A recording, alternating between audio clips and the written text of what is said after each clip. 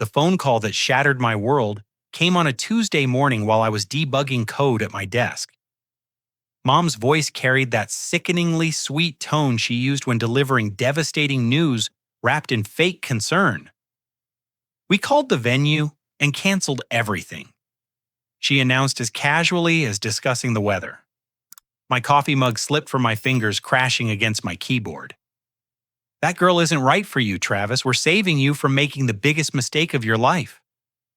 Dad's gruff voice joined the conversation from the background, adding his final blow. The deposit's non-refundable, so we saved you money too. My heart stopped. 3 weeks before my wedding to Sarah, my own parents had just destroyed everything. I sat frozen at my cubicle, staring at the coffee spreading across my workstation, while my mother continued her justification through the phone speaker. The open plan office around me buzzed with normal Tuesday activity, but everything felt surreal, like watching life through thick glass. Sarah and I had planned this day for 18 months.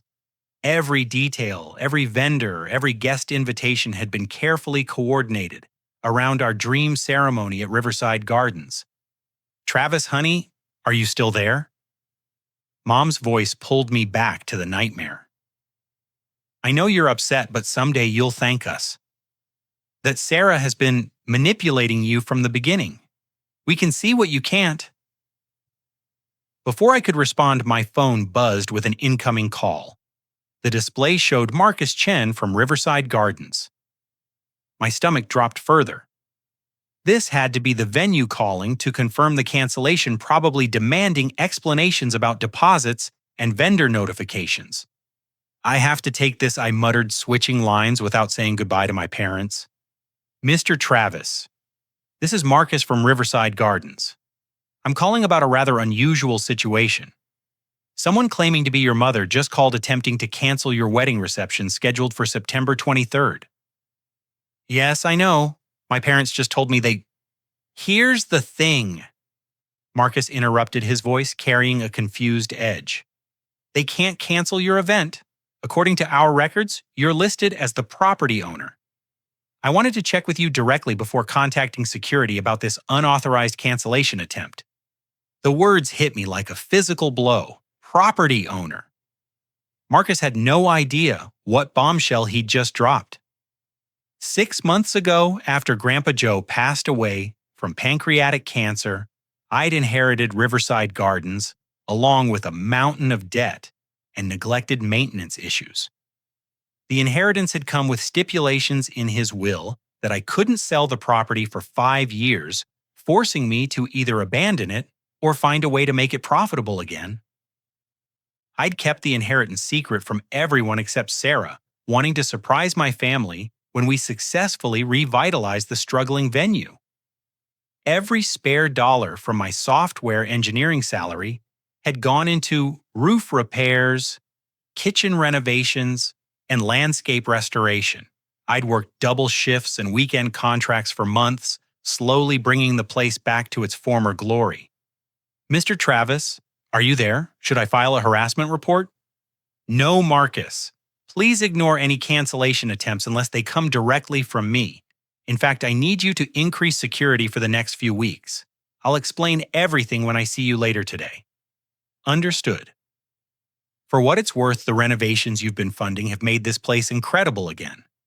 Your grandfather would be proud. After hanging up, I sat motionless for 20 minutes, processing what had just happened. My parents hadn't just tried to cancel my wedding, they'd attempted to interfere with my business, my property, my future. They knew nothing about Grandpa Joe's will or the financial sacrifices I'd made to honor his memory by restoring his beloved venue. The betrayal cut deeper than any argument we'd ever had. They hadn't even called to discuss their concerns or asked to meet Sarah properly. They'd simply decided my life needed their intervention and acted unilaterally to destroy the most important day I'd ever planned. My phone buzzed with text messages. 3 from my mother, 2 from my father, all variations of "we know you're angry, but you'll understand eventually," and "Sarah isn't who you think she is." Reading their words made my hands shake with rage. They'd crossed a line that couldn't be uncrossed. I grabbed my jacket and headed for the parking garage. My manager could handle my afternoon meetings. I had more pressing matters to address, starting with a face-to-face conversation with the people who just declared war on my happiness without realizing they'd attacked their own son's business in the process. The drive to their house in suburban Atlanta gave me 45 minutes to plan my approach. Part of me wanted to storm in screaming about property ownership and legal consequences, but a larger part needed to understand their reasoning before revealing just how catastrophically they'd miscalculated their interference. My parents lived in a pristine colonial house on Maple Street where every lawn was perfectly manicured and every mailbox matched the neighborhood association's strict guidelines. I'd grown up in that house, played basketball in that driveway, learned to drive in that cul-de-sac. Walking up the familiar brick pathway now felt like approaching enemy territory. Mom answered the door wearing her favorite floral apron, the one she used for serious cooking projects. Her face lit up when she saw me, probably interpreting my visit as acceptance of their decision. "Travis, I'm so glad you came. Your father's in the living room. We have so much to discuss about getting your life back on track." Dad sat in his leather recliner reading the Atlanta Journal-Constitution with reading glasses perched on his nose. At 58, Robert still carried himself like the military officer he'd been in his 20s, all straight posture and clipped speech patterns. He folded the newspaper precisely when I entered, giving me his full attention. "Son, I know today's been difficult, but your mother and I have information you need to see. We didn't make our decision lightly." Information. I sat on the couch opposite his chair, fighting to keep my voice steady.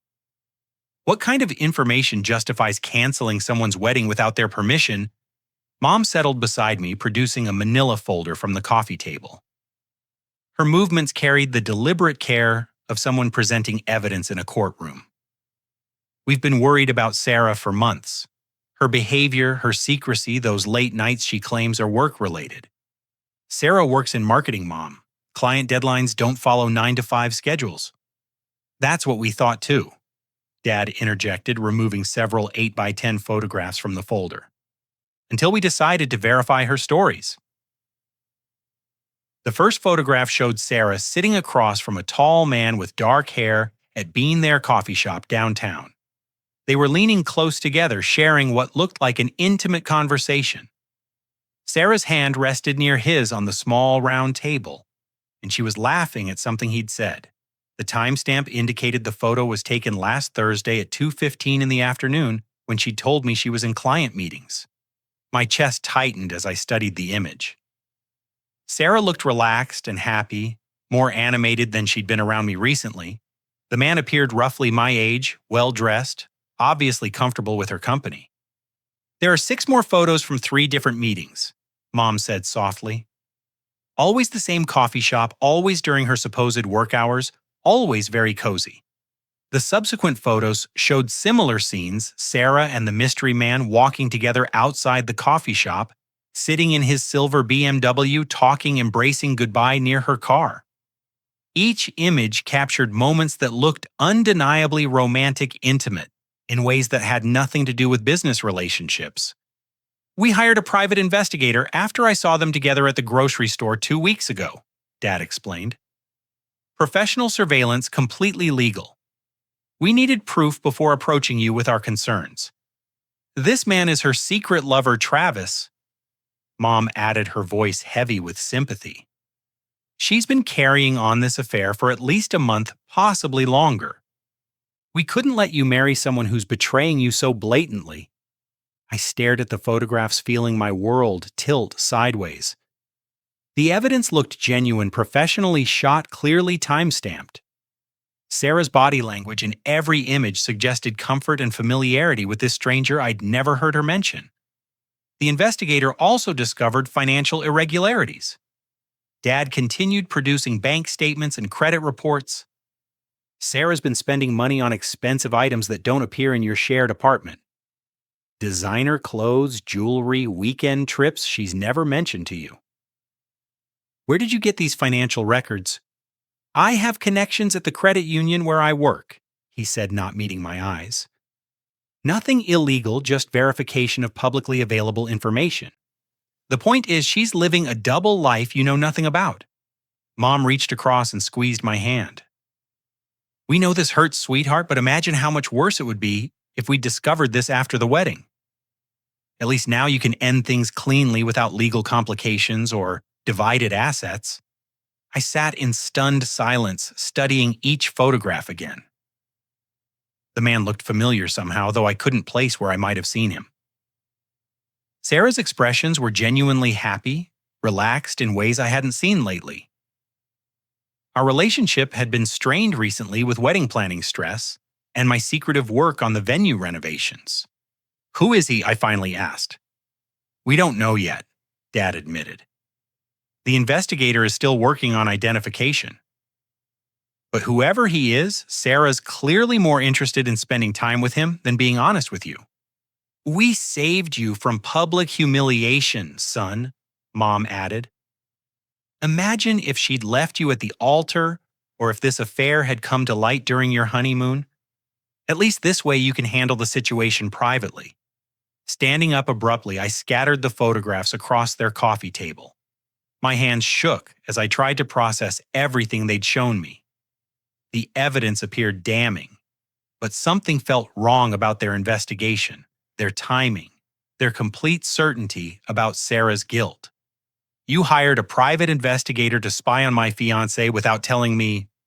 We protected you, Dad said firmly. That's what parents do when their children can't see danger clearly. You violated her privacy, interfered with my relationship, and canceled my wedding based on photographs that could have innocent explanations. What innocent explanation involves secret meetings with another man? Mom demanded. Travis, you're in denial. We understand that's natural when someone you love betrays you, but you have to face facts. I moved toward the door, needing distance from their certainty and my own growing confusion. I need to talk to Sarah before making any decisions. Of course you do, Mom called after me. But honey, please be careful. People in her situation become desperate when cornered. She might say anything to preserve her deception. Driving away from their house, I felt completely lost. The photographs were undeniably troubling, but my parents' methods felt wrong, invasive, calculated. They'd built an entire case against Sarah without giving her any opportunity to explain or defend herself. More disturbing was their assumption that I needed their protection from my own life choices.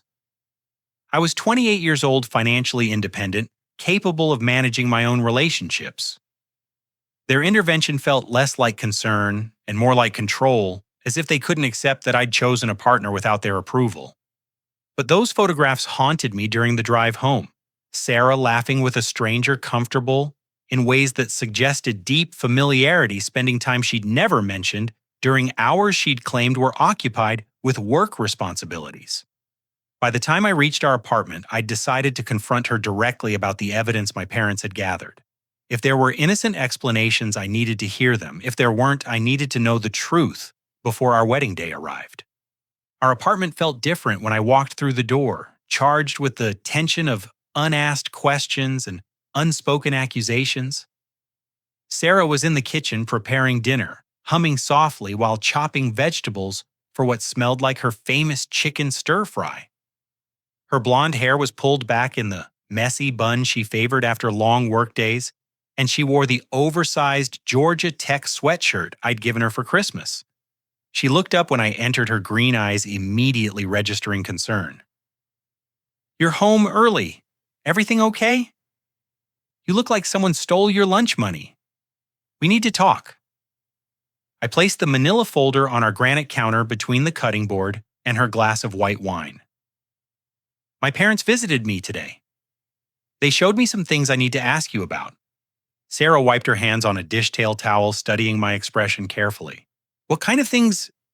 Instead of answering, I opened the folder and spread the photographs across the counter like a poker hand, revealing a losing bet.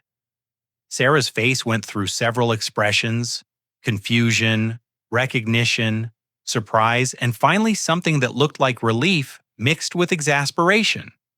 Oh, for crying out loud. She laughed, picking up the photo of her and the dark-haired man at being there. Your parents hired someone to spy on me. This is Danny, my brother. He flew in from Portland last week to help me plan a surprise. Your brother? I studied the image again, looking for family resemblance I'd somehow missed. You never mentioned he was visiting. Because it was supposed to be a surprise Travis.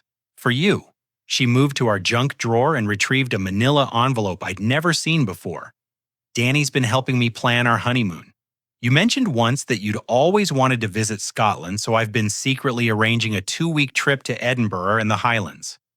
She spread brochures, hotel confirmations, and travel itineraries across the counter next to the surveillance photos. The documents were detailed, and extensive flight reservations to Glasgow, bed and breakfast, bookings in small villages, tickets for castle tours, and whiskey distilleries. Danny works for a travel agency in Portland. Sarah continued, her voice gaining confidence as she explained. He's been helping me navigate the logistics of international travel, currency exchange, travel insurance, all the details I've never handled before. We've been meeting during my lunch breaks to finalize arrangements. I picked up a hotel confirmation for the Witchery by the Castle in Edinburgh, dated for our honeymoon week. The booking was in both our names with a special notation for honeymoon suite, complimentary champagne and chocolates. This is why you've been secretive lately. Working late, taking mysterious phone calls. I've been coordinating with tour guides, making dinner reservations, researching the best hiking trails in the Highlands. Danny's been invaluable because he has industry connections that got us better rates and access to experiences that book up months in advance. She showed me her phone, scrolling through dozens of text messages between her and someone listed as Danny P. The conversations were entirely focused on travel planning, weather considerations, packing suggestions, restaurant recommendations, transportation options between cities. He was supposed to fly back to Portland yesterday, but his return flight got canceled due to weather. That's probably when some of these photos were taken. We were figuring out rebooking options and discussing last-minute changes to our itinerary. Looking at the evidence with this new context, everything shifted. The intimate body language now looked like siblings collaborating on a complex project. Her laughter became the shared joy of planning something special for someone she loved. The long conversations were detailed travel logistics, not romantic rendezvous.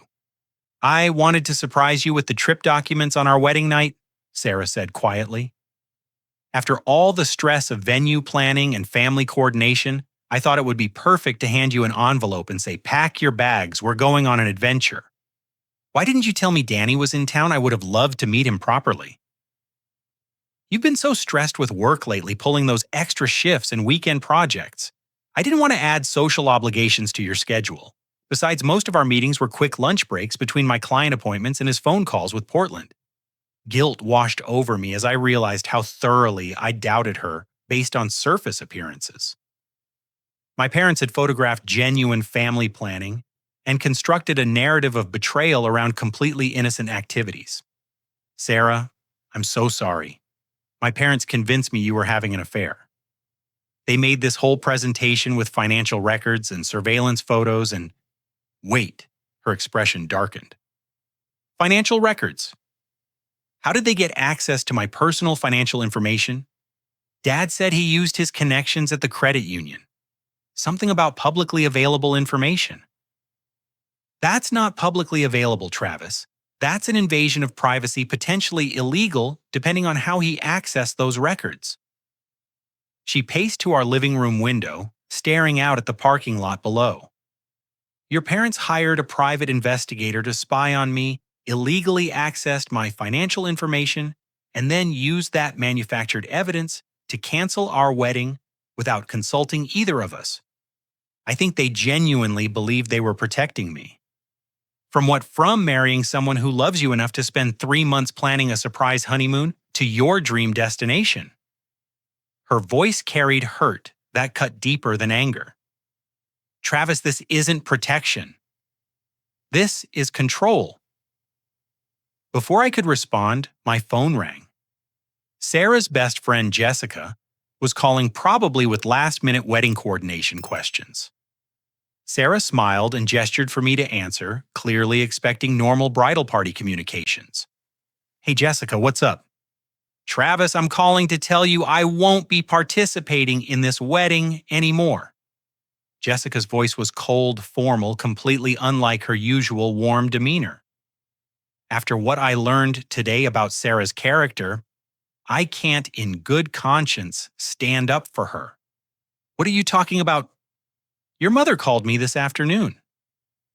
She explained about Sarah's affair, the financial deception, everything your parents discovered during their investigation." "I'm honestly shocked, Travis. Sarah had me completely fooled, but your family saved you from making a terrible mistake." Sarah's face went pale as she listened to my side of the conversation. She gestured frantically for me to put the phone on speaker. "Jessica, there's been a misunderstanding." "There's no misunderstanding. Your parents have photographs, financial records, documented evidence of months of deception. I feel awful for believing Sarah's lies, but I'm grateful your family had the courage to expose the truth." "The man in those photos is Sarah's brother," I said firmly. "He was helping plan our honeymoon as a surprise. My parents misinterpreted completely innocent family meetings." "That's exactly what someone would say when caught cheating," Jessica replied. "Travis, I know this is painful, but you need to face reality. Sarah isn't who you think she is." The call ended with Jessica hanging up before either of us could explain further. Sarah sank onto our couch, covering her face with her hands. They called Jessica. Who else did they contact, Travis? How many people have they turned against me based on lies and illegal surveillance? I sat beside her, finally understanding the full scope of my parents' interference. They hadn't just canceled our wedding venue. They'd launched a campaign to destroy Sarah's reputation throughout our entire social circle. "I need to call Jessica back, explain everything properly." "You think she'll believe you? Your parents presented her with professional surveillance photos and official-looking financial documents. They probably sounded completely credible, concerned family members protecting their son from a manipulative woman." Sarah was right. Jessica had known my parents for years, trusted their judgment, respected their opinions. A few words from me claiming misunderstanding wouldn't counteract detailed evidence and emotional appeals from people she viewed as authority figures. How many other people did they call Sarah? Our wedding is in 3 weeks. If they've contacted our entire guest list, convinced everyone you're a cheater and a gold digger, then our wedding becomes a public humiliation instead of a celebration. She finished quietly. Even if we prove my innocence, people will always wonder if there was truth behind the accusations. We sat in silence for several minutes, processing the magnitude of what my parents had set in motion. They'd created a crisis that extended far beyond venue cancellations and deposit forfeitures. They'd attacked Sarah's character and credibility throughout our entire community, potentially destroying relationships that had taken years to build. "There's something else," I said finally. "Something I haven't told you about, why my parents' interference is even worse than you realize." The next morning, I called in sick to work and spent 4 hours methodically investigating my parents' campaign against Sarah. What I discovered made their interference look less like concerned protection and more like calculated sabotage, stretching back months before Danny's visit or any suspicious coffee shop meetings. I started by checking our mail delivery patterns. For the past 3 months, several important documents from Riverside Gardens had never reached our apartment mailbox. Vendor contracts, renovation updates, final payment confirmations. All correspondence that should have kept me informed about the venue's progress toward our wedding date. A call to our postal service revealed that someone had filed change of address forms, redirecting all mail from Riverside Gardens to my parents' house on Maple Street. The signature on file was a decent forgery of my handwriting, good enough to pass casual inspection but obviously fake when compared to genuine samples. "When did this redirection begin?" I asked the postal supervisor. June 15th, the request was filed in person by someone claiming to be the primary addressee. June 15th was exactly 1 week after I'd started receiving vendor quotes for major renovation work. Someone had deliberately intercepted those communications, preventing me from staying current with project timelines and budget considerations. Next, I examined our bank statements more carefully than ever before.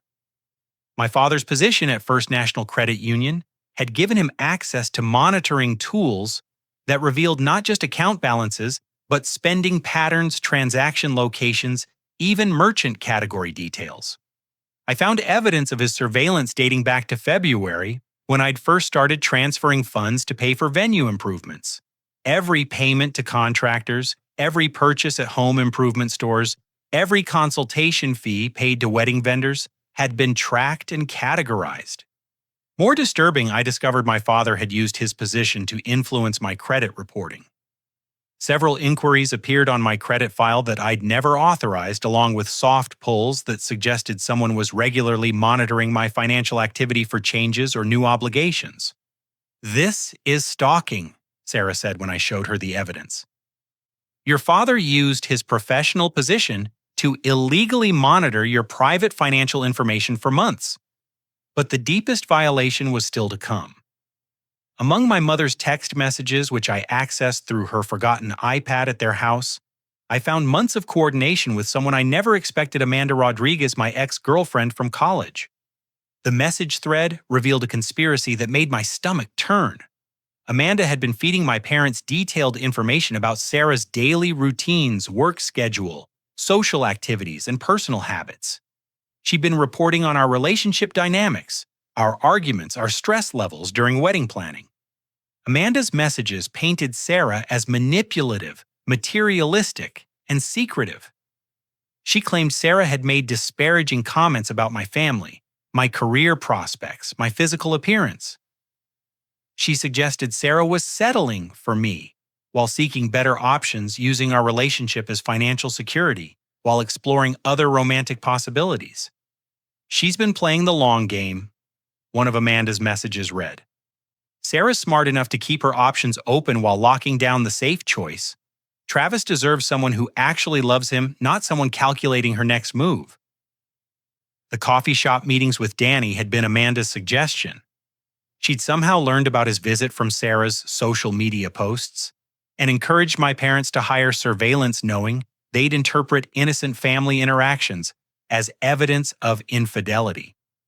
Amanda arranged for Sarah to meet Danny at Bean There specifically because she knew you'd be monitoring, Sarah said, reading over my shoulder. "She set up the situation to look as suspicious as possible." The text messages also revealed Amanda's deeper motivations. She'd been struggling financially since graduating with an art degree that hadn't led to stable employment. Her messages hinted at jealousy over our apartment, our relationship stability, the expensive wedding she couldn't afford to attend as a guest, let alone host herself. I could have made Travis happy. Read one particularly bitter message to my mother. "I understood his family values, his career goals, his genuine personality. Sarah's just using him as a stepping stone to something better." Most shocking was Amanda's confession that she deliberately sabotaged Sarah's job performance by providing negative feedback to her supervisor during a fake client reference call. Amanda had posed as a dissatisfied customer, claiming Sarah had been unprofessional, unreliable, and dismissive during a supposed marketing consultation. That explains why Sarah's been stressed about work lately, I realized. Her boss has been questioning her client management skills based on fabricated complaints from someone who's never actually worked with her. The conspiracy extended even to my own workplace. Amanda had contacted my project manager, claiming to be a concerned friend who'd heard about my financial overextension due to wedding expenses and Sarah's pressure for an elaborate ceremony. She'd planted seeds of doubt about my focus and judgment, suggesting I was making poor personal decisions that could affect my job performance. "She poisoned the well everywhere," Sarah said quietly. "Your workplace, my workplace, our social circle, your family relationships. She systematically undermined my reputation throughout our entire community. The scope of the campaign was breathtaking in its thoroughness and cruelty. Amanda had spent months studying our lives, identifying vulnerabilities, and exploiting every opportunity to create doubt and suspicion about Sarah's character and intentions. But the smoking gun was Amanda's final message to my parents, sent the day before their venue cancellation call. The timing is perfect. Hit hard now, while Travis is stressed about money and wedding logistics. Present your evidence as concerned parental love, not suspicion. He'll be grateful eventually for saving him from someone who never really loved him. This isn't coincidence or misunderstanding. I told Sarah as we reviewed all the evidence together. This is a coordinated attack designed to destroy our relationship and our reputation. Amanda convinced my parents they were protecting me while using them to execute personal revenge against both of us. Sarah was quiet for a long time, processing the magnitude of what we'd uncovered. When she finally spoke, her voice carried a determination I'd rarely heard before. They made one crucial mistake, she said. They assumed you'd never investigate their claims or question their evidence. They expected you to accept their intervention gratefully and walk away from our relationship without looking deeper. What do you want to do about this? I want justice, Travis, not just for us, but for every couple who might face this kind of manipulation in the future. Amanda and your parents committed crimes: mail fraud, identity theft, financial stalking, workplace harassment, defamation. They can't be allowed to destroy people's lives without consequences. That means going up against my own family in court. That means holding people accountable for their actions regardless of their relationship to you, Sarah corrected. Your parents aren't victims here, Travis. They're perpetrators who got manipulated by someone with personal grudges, but they still chose to break laws and violate privacy to interfere with your adult relationships. Looking at all the evidence spread across our dining room table, I realized Sarah was absolutely right. This wasn't family concern gone wrong. This was criminal conspiracy disguised as parental love. The only question now was whether I had the courage to pursue real consequences for the people who'd tried to destroy my happiness. Planning my response required the same methodical approach I used for complex software development projects. Every detail mattered, every sequence had to flow logically, every outcome needed careful consideration. I spent 3 days developing a strategy that would expose the conspiracy while protecting Sarah from further harassment. Step 1 involved securing legal representation. Through a referral from my company's corporate attorney, I contacted Patricia Williams, a family law specialist, who also handled harassment and defamation cases. Patricia was a sharp woman in her 40s, with silver-streaked black hair and the bearing of someone who'd fought many battles in courtrooms and negotiation chambers.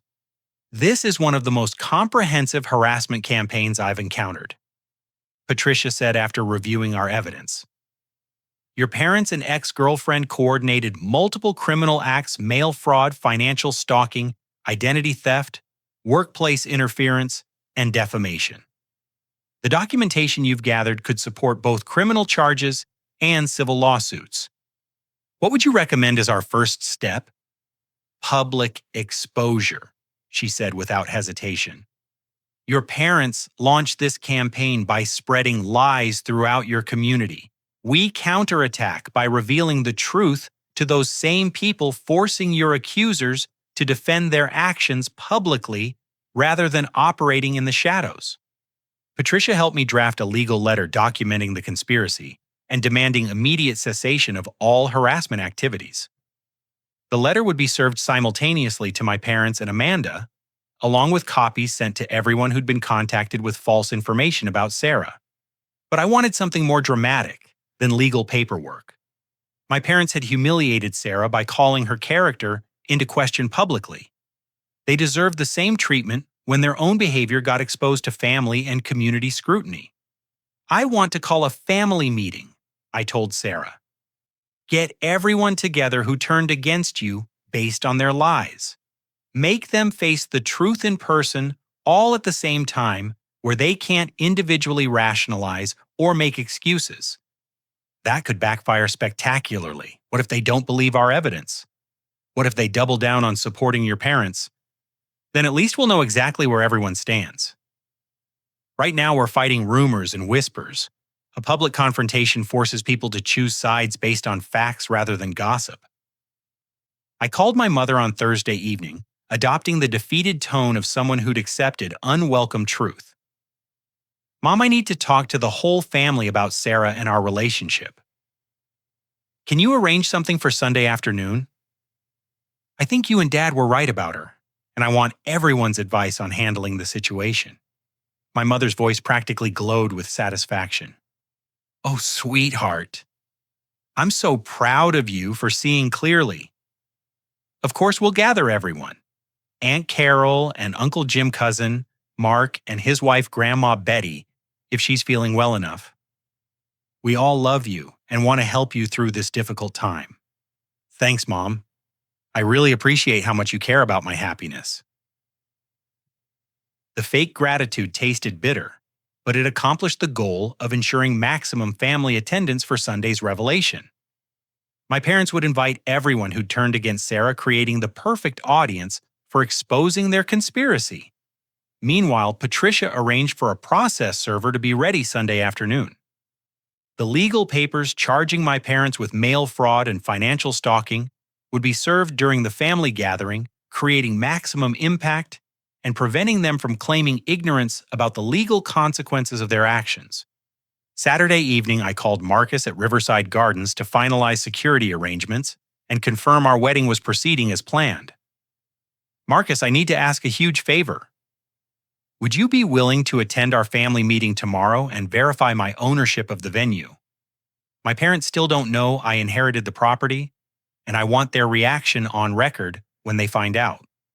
Absolutely, this whole situation has been surreal from my perspective. Your parents tried to cancel an event at a property owned by their own son, then acted like they were doing you a financial favor. Bring all the ownership paperwork, inheritance documents, everything that proves I've been the legal owner since March. Also, bring photos showing the renovation progress over the past 6 months. I want them to see exactly what they tried to interfere with. Sunday morning, Sarah and I prepared for battle like soldiers suiting up for combat. We organized our evidence into clear, chronological presentations that would be impossible to misinterpret or dismiss. Bank records, text messages, postal fraud documentation, workplace harassment proof, Amanda's conspiracy communications, everything arranged to tell the complete story of what had really been happening behind our backs. Are you ready for this? Sarah asked, as we loaded the evidence boxes into my car. Once you confront your family publicly, there's no going back to pretending everything's normal. Everything stopped being normal the moment they decided to sabotage our wedding, I replied. I'm tired of protecting people who tried to destroy our happiness based on lies and illegal surveillance. We arrived at my parents' house 15 minutes before the scheduled meeting time. Cars were already filling their driveway, and lining the street, Aunt Carol's silver Camry, Uncle Jim's pickup truck, Cousin Mark's SUV, Grandma Betty's ancient Lincoln Continental. My stomach churned with nervous energy, but my resolve remained firm. This ended today one way or another. My mother greeted us at the front door with embraces that felt like a predator welcoming prey. Travis, I'm so glad you're here. Sarah, sweetheart, we're all family here. Please don't feel uncomfortable. We just want what's best for everyone. The living room was packed with relatives I'd known my entire life, faces reflecting various mixtures of concern, curiosity, and judgment. Aunt Carol sat primly on the couch beside Grandma Betty, both women wearing the serious expressions reserved for discussing family crises. Uncle Jim and Cousin Mark stood near the fireplace talking quietly about work and weather, while obviously waiting for more dramatic conversations to begin. Dad emerged from the kitchen carrying a tray of coffee cups and his favorite store-bought cookies, playing the role of gracious host while preparing to witness what he believed would be my final break with Sarah. Before we start, I announced I invited someone else to join us. Marcus Chen from Riverside Gardens should be here any minute. I want everyone to hear his perspective on the wedding situation. My parents exchanged confused glances, clearly not understanding why a venue manager needed to participate in family relationship discussions. But before they could question my decision, the doorbell rang. Marcus arrived carrying a leather portfolio and wearing the professional demeanor of someone conducting business rather than social calls. I introduced him to the assembled relatives as the manager of our wedding venue who has some important information to share. "Thank you all for including me in this family conversation," Marcus began formally. "I'm here because there's been a significant misunderstanding about the wedding cancellation attempt earlier this week." He opened his portfolio and removed copies of property deeds, inheritance documents, and renovation contracts. Travis has been the legal owner of Riverside Gardens since March 15th, when he inherited the property from his grandfather's estate. He spent the past 6 months investing his personal savings into renovating and restoring the venue. The room went completely silent. My parents stared at Marcus as if he'd spoken in a foreign language, their faces cycling through confusion, disbelief, and dawning comprehension. "What do you mean Travis owns the venue?" my mother asked weakly. "He inherited the property along with its debts and maintenance obligations."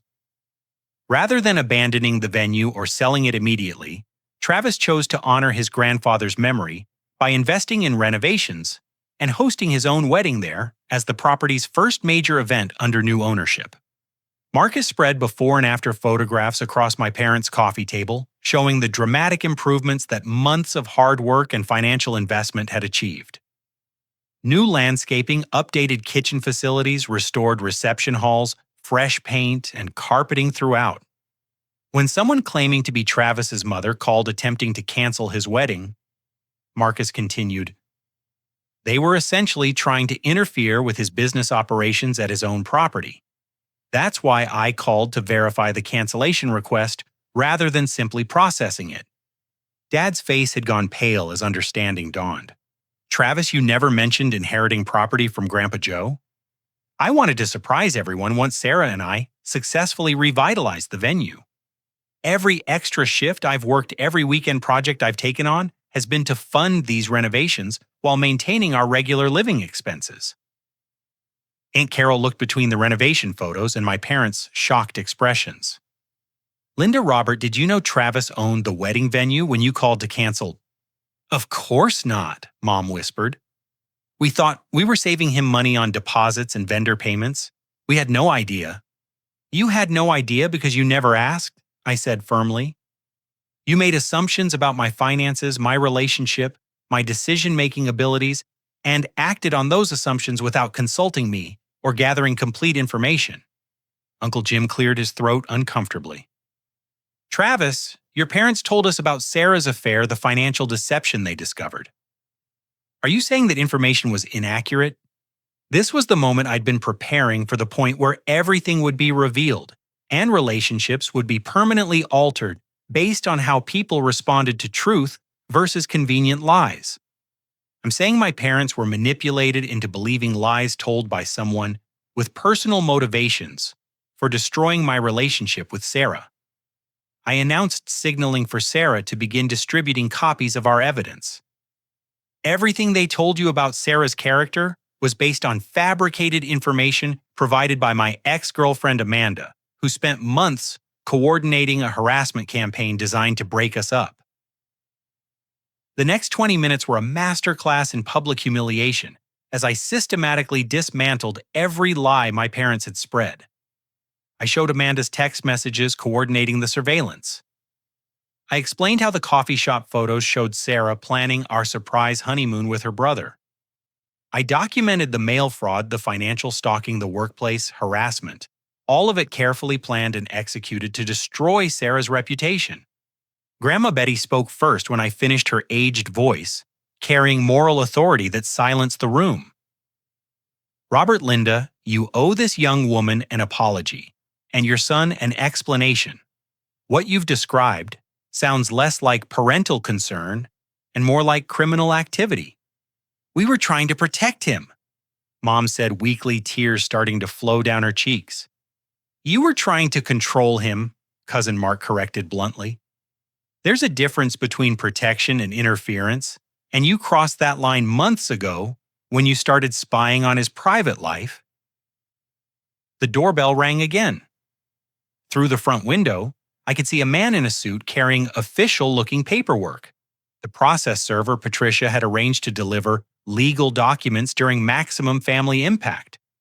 That's probably for you, Dad, I said calmly. Patricia Williams, our attorney, wanted to make sure you received these harassment and fraud charges in front of witnesses who could verify proper service. Dad's hands shook as he accepted the legal papers and read the charges filed against him and my mother. The room remained silent as he shared the documents with Mom, both of them realizing that their protective interference had escalated into an actual legal crisis with potential criminal consequences. Travis, Aunt Carol said quietly, what do you need from us to make this right?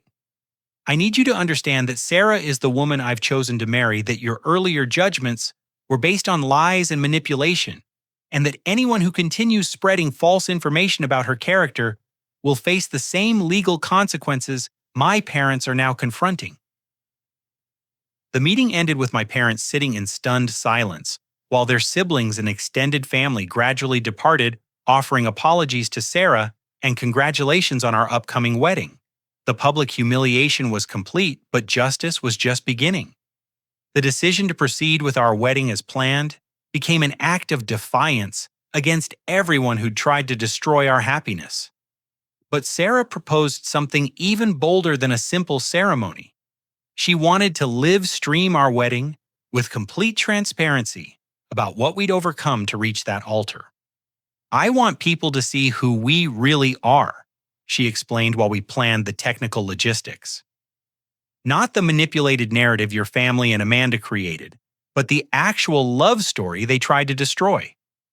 Let our wedding be the ultimate proof that their lies were groundless. We titled the live stream, The Wedding My Family Tried to Destroy, Here's What Really Happened, and promoted it through social media as an example of overcoming family interference and malicious manipulation. Within hours, the announcement had been shared hundreds of times as people responded to the unusual honesty about wedding family drama. The week before our ceremony, I invited everyone who'd believed my parents' lies. Jessica, our co-workers, who'd heard rumors, extended family members who'd turned against Sarah. Even Amanda herself received an invitation with a note that read, "Come see what real love looks like when it survives coordinated attacks." Riverside Gardens looked spectacular on our wedding day. 6 months of renovation work had transformed Grandpa Joe's struggling venue into something that belonged in Southern Living magazine. White hydrangeas and greenery decorated the outdoor ceremony space, while string lights created magical ambiance for the evening reception. The restored pavilion could accommodate 200 guests comfortably with upgraded sound systems that would broadcast our vows clearly to live stream viewers. Marcus had arranged professional video equipment to capture multiple camera angles, ensuring remote viewers would feel included in every moment of our celebration. By ceremony time, over 3,000 people were watching the live stream, many drawn by curiosity about the family drama but staying for the genuine emotion they witnessed. Sarah's brother Danny walked her down the aisle since her father had passed away years earlier. Seeing them together in person made the coffee shop surveillance photos look ridiculous. They shared obvious facial features, similar mannerisms, the comfortable interaction of siblings who'd grown up together. Anyone who'd met them both would immediately recognize their family relationship. Before we begin our ceremony, I announced to both physical and virtual audiences, I want to address the campaign of lies that almost prevented this day from happening. I spoke directly into the main camera, explaining how my parents and ex-girlfriend had systematically tried to destroy our relationship through fraud, harassment, and manipulation. I introduced Danny, properly showing wedding guests the Scotland honeymoon documents he'd helped Sarah prepare as a surprise. I displayed evidence of Amanda's conspiracy, the illegal surveillance, the workplace interference that had nearly convinced our entire community that Sarah was unfaithful and deceptive. Love isn't just about finding the right person. I continued taking Sarah's hands as we faced each other at the altar. It's about standing by that person when others try to tear you apart, believing in your relationship when everyone else plants seeds of doubt, choosing trust over fear, even when presented with carefully constructed lies. Our vows became a public declaration of survival and commitment that resonated far beyond traditional wedding promises. Sarah spoke about forgiveness without weakness, setting boundaries with toxic people, while keeping hearts open to genuine love, choosing partnership with someone brave enough to fight for their relationship. The ceremony's most powerful moment came when Sarah's former maid of honor, Jessica, approached during the reception, tears streaming down her face as she publicly apologized for believing lies without seeking truth. I let my assumptions about family loyalty override my knowledge of Sarah's character. Jessica admitted to the cameras, "I've known Sarah for 8 years." I should have trusted that knowledge instead of believing accusations that contradicted everything I'd observed about her integrity and love for Travis. Several other guests made similar public acknowledgments, creating an impromptu forgiveness ceremony that demonstrated healing in real time. The live stream audience responded with overwhelming support, sharing their own stories of family interference and relationship manipulation in the comments section. But the day's most dramatic moment occurred when Amanda appeared uninvited during our first dance. Security cameras captured her approaching the dance floor in a red dress that matched nothing about our color scheme, her face flushed with anger or alcohol, possibly both. "You don't deserve her, Travis," Amanda announced loudly enough for everyone to hear. "I could have made you happy. I understood your family, your values, your real personality. Sarah's just settling for you because she can't do better."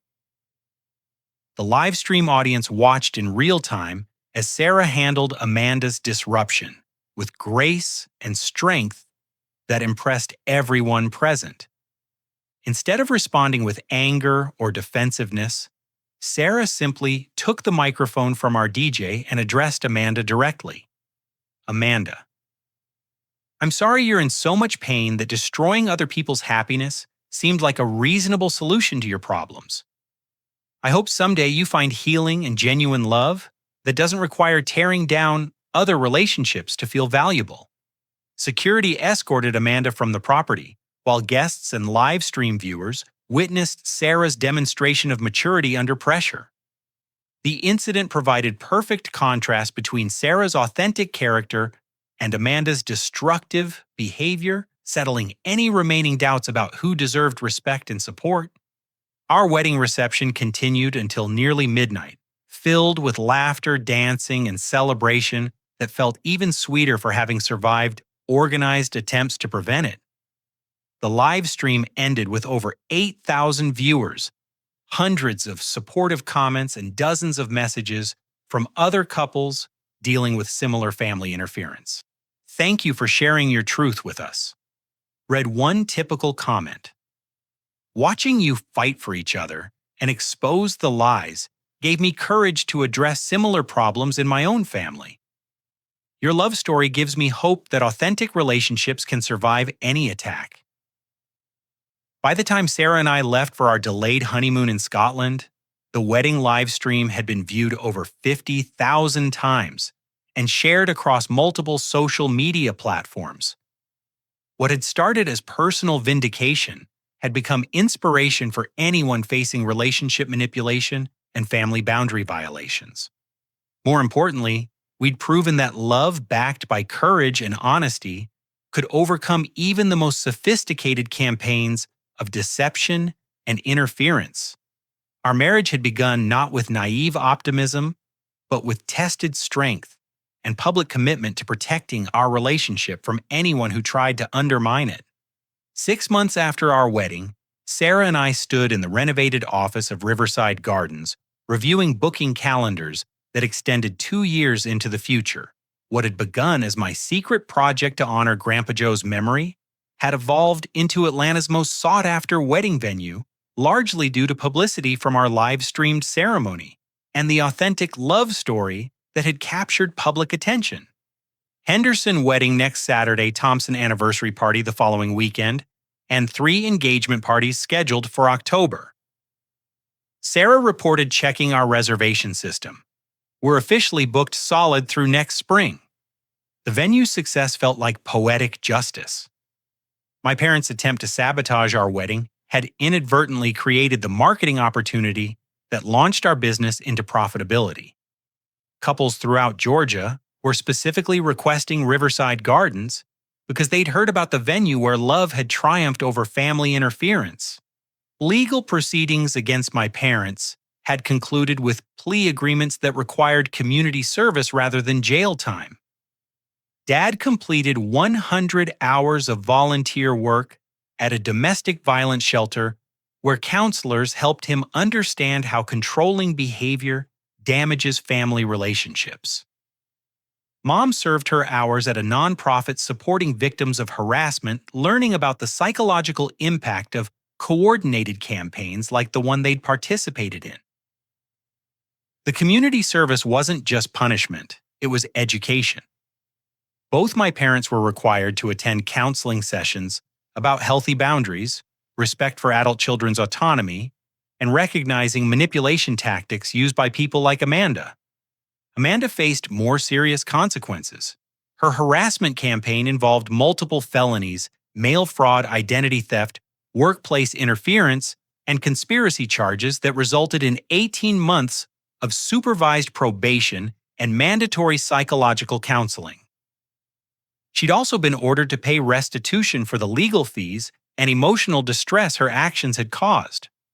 More satisfying than legal consequences was watching the natural social justice that followed public exposure of the conspiracy.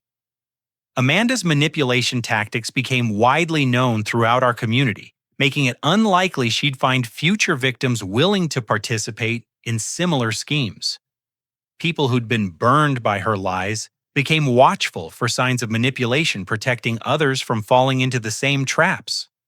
The extended family relationships damaged by my parents' campaign slowly began healing as relatives witnessed genuine accountability and behavior change. Aunt Carol had become one of Sarah's strongest defenders, often joking that my parents' interference had given everyone the chance to see Sarah's true character under pressure. Linda and Robert learned what happens when you listen to troublemakers instead of trusting your own son's judgment, Carol frequently told people. Sarah handled that whole situation with more grace than I would have managed. Grandma Betty, now 92 and still sharp as a tack, had appointed herself Sarah's honorary grandmother and regularly invited us for Sunday dinners where she shared stories about Grandpa Joe and his dreams for Riverside Gardens. Your grandfather always said the venue would be special again someday, she told us during one visit. He just never imagined it would take his grandson's wedding disaster to make it happen. The most meaningful reconciliation involved my parents themselves, though it required months of careful boundary setting and gradual trust rebuilding. Dad's counseling sessions had helped him recognize that his fear of losing me had driven him to behaviors that nearly guaranteed that exact outcome. I convinced myself I was protecting you, he admitted during one of our supervised family therapy sessions. But I was really trying to control your life because I couldn't accept that you'd grown up and didn't need my guidance for major decisions. Mom's healing process was more complex, involving deeper examination of her relationship with Amanda and why she'd been susceptible to manipulation by someone with obvious ulterior motives. Amanda told me things I wanted to hear, Mom confessed tearfully. That you deserved someone better, that Sarah wasn't appreciating your wonderful qualities, that your happiness was more important than some girls' feelings. She fed my maternal instincts while using them to justify terrible behavior. The therapy sessions taught all of us valuable lessons about healthy family dynamics, respect for boundaries, and recognizing manipulation tactics. Our relationship now operated under clear agreements about acceptable involvement in each other's lives, with professional mediation available if future conflicts arose. Sarah approached the reconciliation process with remarkable wisdom, setting firm boundaries while leaving space for genuine relationship repair. She required complete acknowledgement of wrongdoing, commitment to behavior change, and ongoing respect for our autonomy before agreeing to rebuild family connections. Forgiveness doesn't mean pretending nothing happened. She explained to people who wondered why she maintained some distance even after apologies. It means choosing not to let past hurt control our future decisions while still protecting ourselves from repeated harm. Our marriage strengthened through the crisis in ways that might not have developed under normal circumstances. We'd learned to communicate about difficult topics, support each other against external pressures, and make decisions based on our shared values rather than other people's expectations. The Scotland honeymoon. Danny had helped plan became everything we dreamed and more. 2 weeks exploring castles, hiking Highland trails, and experiencing the culture I'd always wanted to discover felt like the perfect reward for surviving the attempt to prevent our marriage. Every moment felt sweeter for knowing how hard we'd fought to reach that celebration together. "Do you ever regret how everything happened?" Sarah asked one evening as we watched the sunset from Edinburgh Castle. "Would you have preferred a normal wedding without all the family drama and public attention?" "Not for a second," I replied honestly. A normal wedding wouldn't have shown us what we're capable of when we face adversity together.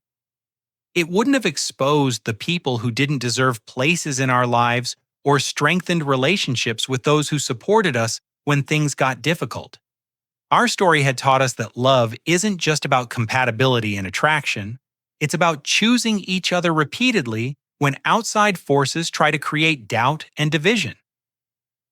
True partnership means standing together against manipulation, whether it comes from family members, ex-partners, or anyone else who prioritizes their agenda over your happiness. Back at Riverside Gardens, we'd created something more meaningful than just a successful business. We built a place where other couples could celebrate love that had survived challenges, overcome obstacles, and grown stronger through adversity. Every wedding we hosted felt like validation that authentic relationships could thrive despite attempts to destroy them. "What's the most important thing you've learned from everything we went through?" Sarah asked as we locked up the venue office after reviewing the weekend's event preparations. "That sometimes the people who claim to love you most can cause the greatest harm when they prioritize their fears over your choices," I reflected. "But also that real love becomes stronger when it survives coordinated attacks. We know now that our relationship can handle anything because we've already faced the worst people can do to try to tear us apart." Looking back, my parents' interference had been the catalyst for discovering strengths we never knew we possessed, exposing toxic people who needed to be removed from our lives, and building the foundation for a marriage based on tested trust rather than naive hope. Sarah smiled, taking my hand as we walked toward our car. "Plus, we got an amazing wedding venue out of it, and a love story that helps other couples believe their relationships are worth fighting for." That night, as we fell asleep in the home we'd built together despite every attempt to prevent it, I felt grateful for the crisis that had almost destroyed everything we valued. Sometimes the worst things people do to you become the foundation for the best things you build together. The greatest lesson was simple but profound love backed by courage, honesty, and unwavering commitment can overcome any attack from people who prioritize control over compassion. When you choose each other repeatedly, despite external pressure to abandon your relationship, you build something stronger than anything others can tear down. Our marriage had survived the ultimate test before it even began, proving we were ready for any challenge life might offer. And every couple who celebrated their love at Riverside Gardens carried forward that message of hope, that authentic love doesn't just endure adversity, it grows stronger because of it. What family challenges have you had to overcome to protect your relationship? Have you ever had to choose between family approval and staying true to someone you love? Share your story in the comments below. Your experience might help someone else facing similar difficulties.